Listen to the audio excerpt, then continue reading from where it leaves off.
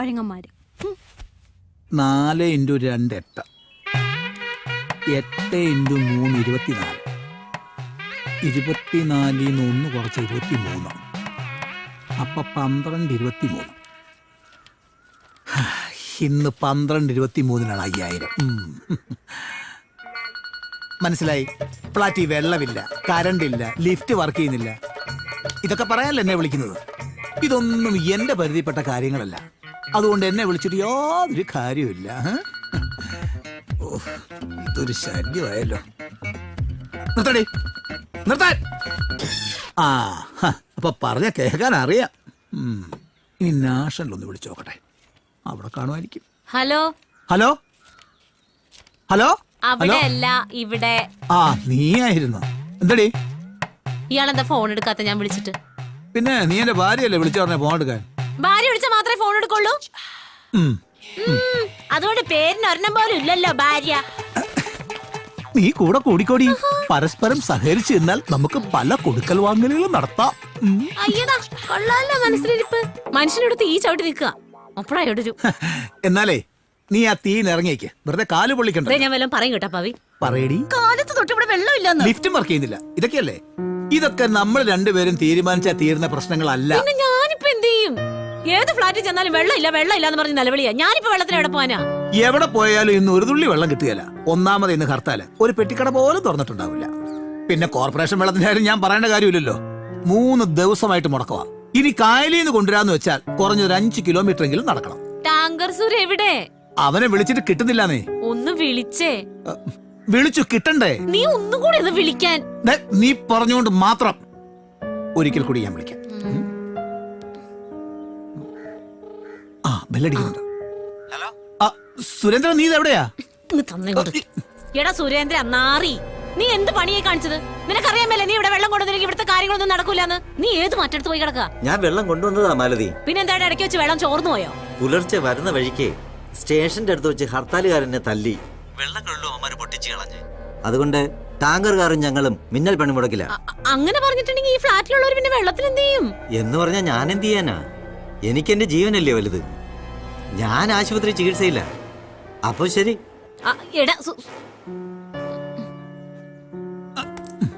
എന്തായി? വെള്ളം വരുവോ? ഇങ്ങനെ പോയി എന്റെ ജന്മത്ത് വരൂല. എന്താ? വെള്ളമായി വന്ന അവനെ ഹർത്താലുകാര് തല്ലിന്നോ ആശുപത്രിയിലായിന്നോ വെള്ളക്കൊഴല് പൊട്ടിച്ചെന്നൊക്കെ പറയണോ. അതുകൊണ്ട് അവരിപ്പോ മിന്നൽ പണി മുടക്കാം. എന്താ ഇന്ന് കൊല്ലും. കുഴലും പൊട്ടിയോ? അപ്പൊ ഇന്നിനി വെള്ളം വരത്തില്ല. അങ്ങനെ ആ കാര്യത്തിലൊരു തീരുമാനമായി. ഒറ്റ വണ്ടി ഓടുന്നില്ല അല്ലേ? കുപ്പിവെള്ളം മേടിക്കാനും ഒറ്റ കടയും തുറന്നിട്ടില്ല.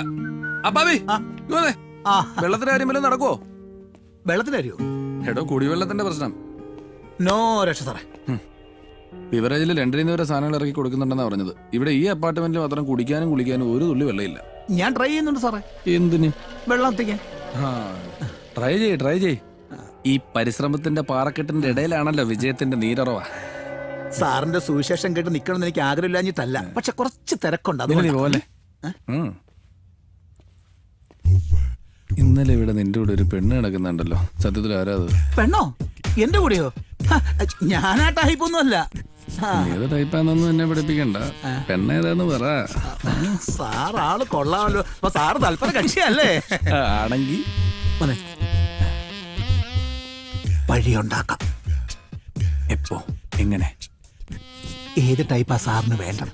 നിന്റെ ഏതൊക്കെ ടൈപ്പ് ഉണ്ട്? ഇവിടെ എല്ലാ ടൈപ്പും എടുക്കും. നീ എല്ലാ ടൈപ്പും എടുക്കുന്നവനാന്ന് എനിക്ക് വളരെ നന്നായിട്ട് അറിയാം. അസോസിയേഷന്റെ അടുത്ത മീറ്റിംഗ് വരട്ടോ. നിന്റെ കാര്യം ഞാൻ ശരിയാക്കി തരാം. സാറെ ചതിക്കല്ലേ? സാറിന് മാത്രമായിട്ട് 2 ബക്കറ്റ് വെള്ളം അറബിക്കടലിൽ നിന്നാണെങ്കിലും ഞാൻ കൊണ്ടുതരാം. എന്റെ അച്ഛനും കൊണ്ട് കൊടു. ഇനിയിപ്പോ എന്താ ചെയ്യാ? നീ ഒരു കാര്യം ചെയ്യ്, ആ കുഞ്ഞിനെ ഒന്ന് വിളിച്ചേ. ഒന്ന് വേഗം വിളിക്ക്. വിളിക്കണേ.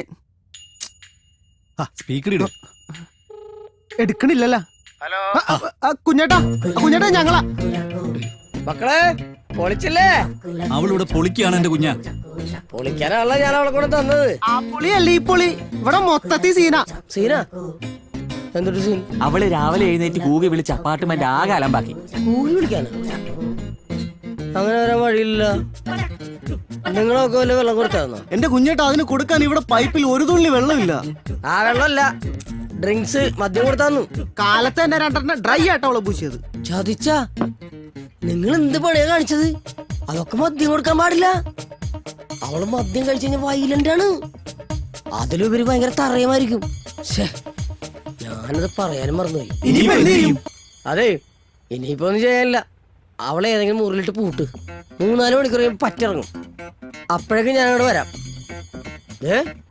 ഇനി ഒരു തുള്ളി മദ്യം പോലും കൊടുക്കലേട്ടാ. ആ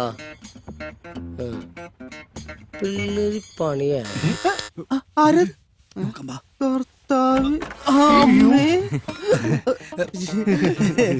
എന്താ ചേച്ചി എന്താ? എന്താ ഇവിടെ ഒരു ഒച്ചപ്പാട്? പിന്നെ എന്താ ഇവിടെ ഒരു പെണ്ണിന്റെ ഒച്ച കേട്ടത്? പെണ്ണ ഈ ചേച്ചി എന്താ പറയണ? അതല്ല, നിങ്ങള് ബാച്ചിലേഴ്സ് ഇവിടെ ഒറ്റയ്ക്കാണല്ലോ. എപ്പോഴാ നിങ്ങളുടെയൊക്കെ വഴിതെറ്റാന്ന് പറയാൻ പറ്റില്ല.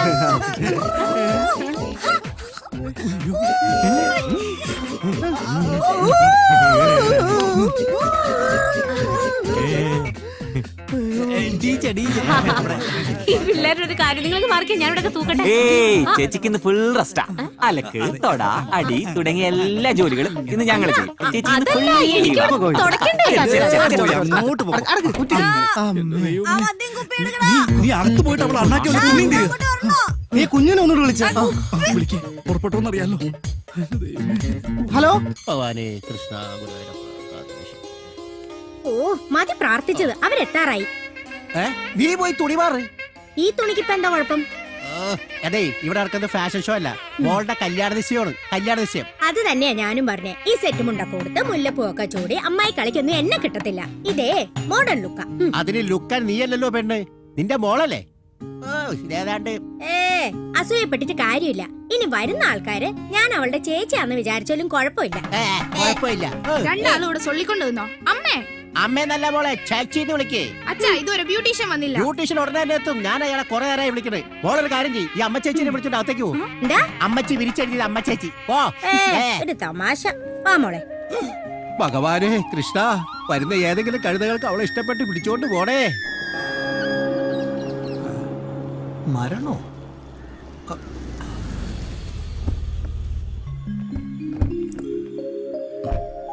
ഇറങ്ങിയോ? എങ്ങോട്ടാ? സുതാരം മോലാളിയുടെ ഫ്ലാറ്റിലേക്ക്. അവിടെ ആരാ മരിച്ചത്? അവിടെ ആരും മരിച്ചിട്ടില്ല. വഴിയിൽ വെച്ച് ഹർത്താലുകാരുടെ കൈകൊണ്ട് ഞങ്ങൾ മരിക്കാതിരിക്കാനാ ഈ മരണം എന്ന ബോർഡ് വെച്ചിരിക്കുന്നത്. എങ്ങനെയുണ്ട്? മരണമാസ ഐഡിയ. വലിയ സെറ്റപ്പാണെന്ന് കാണിക്കാനാ സുധാകരൻ ഇവിടെ വെച്ച് മോളുടെ നിശ്ചയം നടത്തുന്നത്. പണ്ട് ബസ് സ്റ്റാൻഡിൽ ഇഞ്ചി മുട്ടായി വിറ്റോണ്ട് നടന്നിരുന്നവനാ. ഇരട്ടി വെളുത്തപ്പോഴേക്കും നിധി ഒരെണ്ണം കിട്ടി. അപ്പൊ പിന്നെ മോലാളിയായി സുധാകരൻ മൊയിലാളി.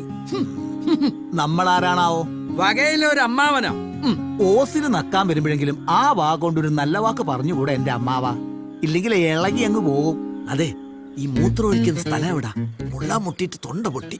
കാരണവർക്ക് പ്രായത്തിലായിട്ട് മൂത്രം ഒഴിക്കുന്ന സ്ഥലം എവിടാന്ന് അറിഞ്ഞൂടല്ലേ? എടോ അതല്ല, അതെനിക്കറിയാം. ഇത് കക്കൂസേ, മറപ്പുര. അതെവിടാന്ന് പറ.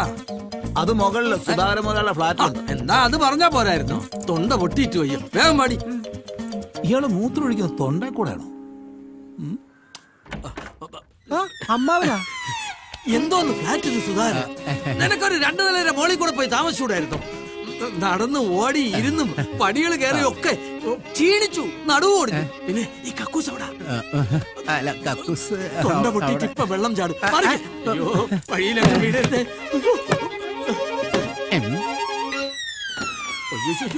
അയ്യോ, എന്തൊരു നാറ്റം! എന്താ സുധാര ഇത്? കാലടി ബസ് സ്റ്റാൻഡിന്റെ കക്കൂസ ഇതിനേക്കാൾ ഭേദം. ഓ, എന്തൊരു നാറ്റമാ! മൂക്കും വായും പൊത്തി ആ മുള്ളി തീർത്ത്. അതെ, വെള്ളം തീർന്നുപോയി, അതുകൊണ്ടാ. സെറ്റപ്പാണെന്ന് പറഞ്ഞപ്പോ സുധാര ഞങ്ങൾ ഒരുപാട് പ്രതീക്ഷിച്ചല്ലേടി. ആരാണ്ട് നാട്ടിൽ പറയുന്ന കേട്ടു, സുധാകരന്റെ ബാത്റൂമിൽ കയറിയാ മതി പല്ല് തേപ്പിച്ച് കുളിപ്പിച്ച് അപ്പി ഇടിയിപ്പിച്ച് തരുന്ന യന്ത്രം ഉണ്ടെന്ന്. ആ യന്ത്രം ഒന്ന് കാണാമല്ലോ എന്ന് കരുതിയാ സുധാര നേരമില്ലാത്ത നേരത്ത് നിന്റെ മോളുടെ നിശ്ചയത്തിന് ഞങ്ങൾ ഇങ്ങോട്ട് പോകുന്നത്. ഇത്ര കഷ്ടപ്പെട്ടാ നീ ഇവിടെ കഴിയുന്നതെന്ന് അറിഞ്ഞിരുന്നെങ്കിലേ ഇത് കാണാൻ ഞങ്ങൾ ഇങ്ങോട്ട് വരില്ലായിരുന്നു. അതിപ്പോ വെള്ളം പെട്ടെന്ന് സ്റ്റോപ്പ് ആയി പോയി. അല്ലെങ്കിൽ ഇപ്പൊ കൊലത്തിയാന്. ഞങ്ങളെ പുറത്ത് നിൽക്കാം. ഇതിനകത്ത് നിന്നാലേ ചിലപ്പോ ശ്വാസം മുട്ടി ചത്തു വാടി. ദേവന്റെ അടുത്ത ബുധന ഏ എന്റെ വായിലിരിക്കുന്ന നിങ്ങളുടെ അമ്മാവൻ കേക്കും. നീ തൽക്കാലത്തേക്ക് ചടങ്ങ് കഴിയുന്നവരെ വാ തുറക്കണ്ട. ആ ക്ലോസറിനേക്ക് നാറ്റായിരിക്കും.